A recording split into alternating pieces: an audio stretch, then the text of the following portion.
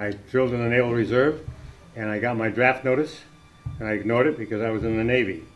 And when I got my second notice and I went to my drill, I showed it to the chief. He said, "You're in the Army." I looked at my uniform. I said, "This doesn't look like an Army uniform." He said, "Well, if you don't want to be in the Army, you're going on active duty." I said, "When?" He said, "Tomorrow." Actually, it was Monday. This was Thursday night. The Monday I reported for active duty as a reservist at Naval Training Center.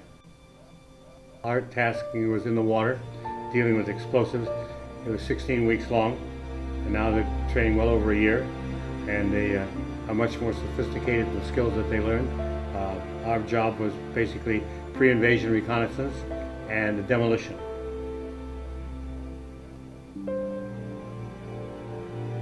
If you didn't make it, you were gone.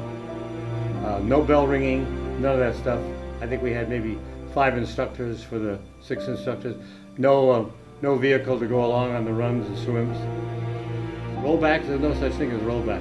If you weren't making it, you were gone. I don't know where you went, but you didn't stay in the program. And shipboard life was probably the greatest motivation for me to make it through training. I was either going to make it or I was going to die, because I did not want to go back aboard ship. Besides the physical toughness, you have to have that mental toughness. And that's what makes it through the program, because nobody likes cold water.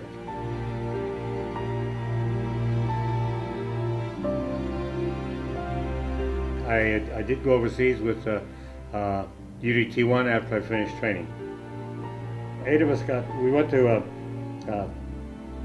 Japan, and then 8 of us got picked to go to do an operation. We weren't sure what it was, but you know, rumors abound, so there's no point in getting that. And we went to Incheon, and when I was walking, 30-foot tide changes in Incheon, and when we were walking up the gangway, it was a minus tide, and you could hear the rifle fire in the background. And I got to the top of the ramp, and I counted 68 body bags, ready to go back on the boat for burial in the States. And it was a great awakening about the reality.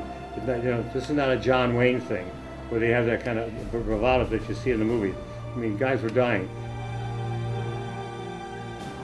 But that's the way the war is. You just you get called to perform, and you do your best.